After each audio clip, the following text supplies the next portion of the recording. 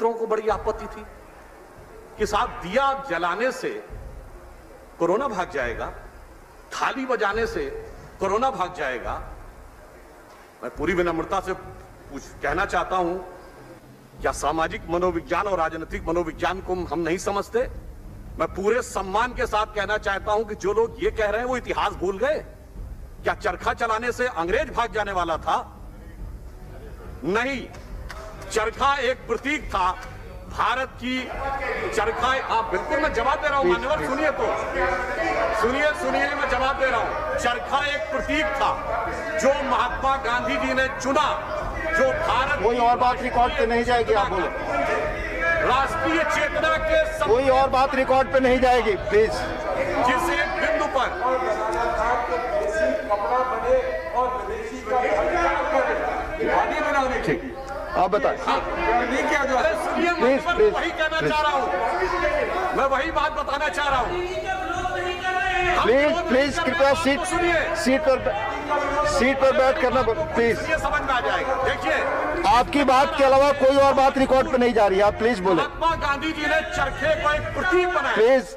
वह प्रतीक बना संपूर्ण भारतीय जनमानस की भावनाओं का केंद्र बिंदु, और वहां से ब्रिटिश राज को उखाड़ने का संकल्प उठा था।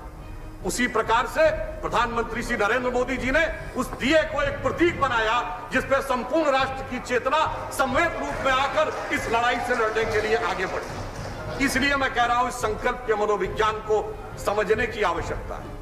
अब हमारे कई विरोधी अभी बोल रहे थे, संजय राउत जी ने कहा कि साहब हमारे पूर्व वक्ता डॉक्टर विनय सहस्त्रबुद्धे जी ने महाराष्ट्र सरकार पे किया। अरे हमें कुछ कहने की आवश्यकता है क्या?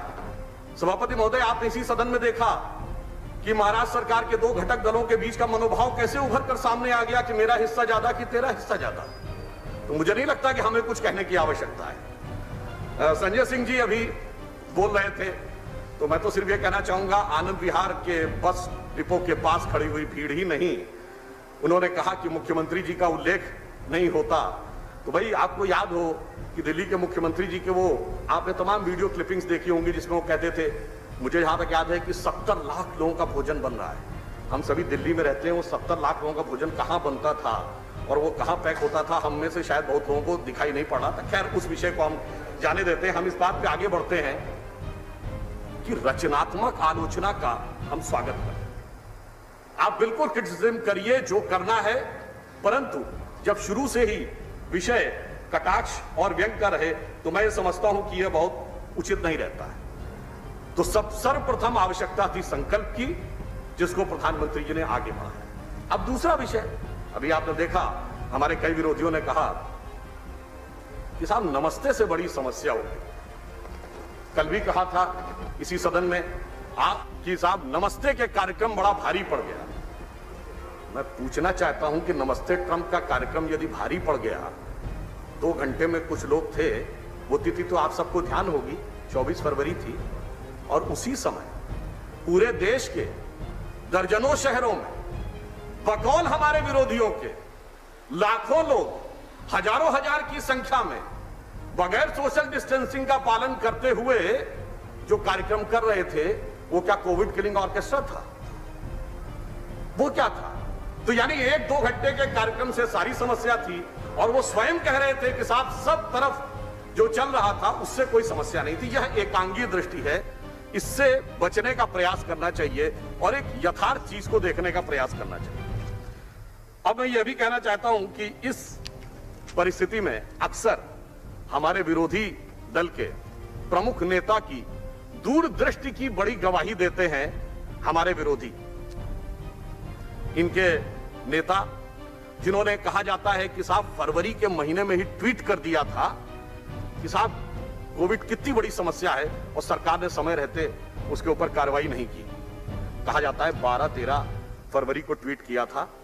वह नेता चिर युवा है और चिर व्याकुल है, परंतु मैं बताना चाहता हूं उनकी दूरदृष्टि कितनी दूर से आ रही थी। उस कालखंड में देख लीजिए, जब वो यह बता रहे थे कि भारत सरकार को विदेश की फ्लाइटें बंद कर देनी चाहिए थी, कोविड बहुत भयानक रूप धारण करता चला जा रहा है, और उस समय वो स्वयं विदेश में थे। खैर कोई बात नहीं, जब आए तो हमें इस सब सदन में याद है आने के बाद यदि वह 12-13 फरवरी को इतनी भयानक समस्या लगने लगी थी और उनके अप्रतिम ज्ञान संपन्न बुद्धि को इसका साक्षात्कार हो गया था, तो मार्च के प्रथम सप्ताह में सदन को रोककर कोविड पर चर्चा क्यों नहीं करवाने की बात कही गई?